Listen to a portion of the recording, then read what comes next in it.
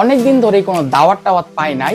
তো ফাইনালি আজকে একটি বৌভাতের দাওয়াত পেয়ে গেলাম, তাও আবার হিন্দুদের বৌভাত। তো সেটা শুনে আমি একটু বেশি খুশি হয়েছি, কারণ এর আগে হিন্দুদের কোনো বিয়ে কিংবা বৌভাত খাওয়া হয়নি। তো ফাইনালি আজকে আমি যাব হিন্দুদের একটি বৌভাত খাওয়ার জন্য। তো সেটা নিয়ে থাকছে আজকের এই ভিডিওটা। তো চলুন শুরু করা যাক।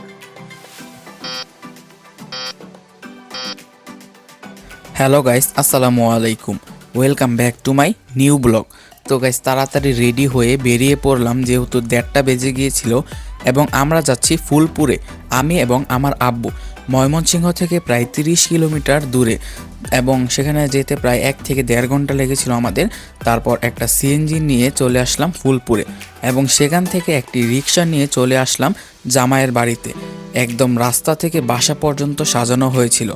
তাদের বাড়িটা পড়েছে আপনার একটু গ্রাম অঞ্চলের দিকে। গ্রামের পরিবেশটা আমার কাছে বেশি ভালো লাগে, এবং গ্রামটা অনেক মনোমুগ্ধকর এবং অত্যন্ত সুন্দর। এবং এটা হচ্ছে আপনার বাসার পেছন সাইডের দিকে, এবং সেই জায়গাটা কিন্তু একদম অত্যন্ত নিস্তব্ধ এবং অনেক সুন্দর একটি জায়গা।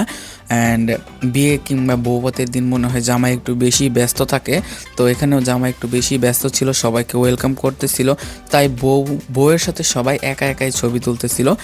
তো তারপর কিছুক্ষণ পরে জামাই একটু ফ্রি হলো, এবং জামাইকে আর কি জোর করে নিয়ে আসা হলো স্টেজে, এবং সেখানে বউয়ের সাথে জামাই ছবি তুললো। তারপর আর বেশি দেরি না করে বসে পড়লাম খাবার খাওয়ার জন্য।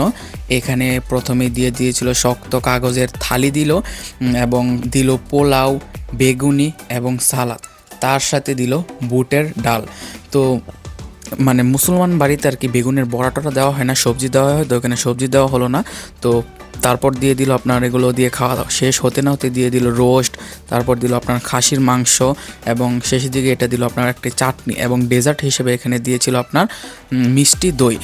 তারপর এখানে আমি একটা জিনিস খেয়াল করলাম, বউকে নাটকের একজন নায়িকার মতো লাগছে আর কি, একজন সেলিব্রিটির মতো লাগছে। দেখে আপনারা চিনতে পারেন কিনা একটা ক্লু দেই। নাটকটি হচ্ছে আপনার একটি স্কুলের সাথে সম্পর্কিত। তো এখন তো মনে হয় আপনারা অনেকে বুঝে গিয়েছেন।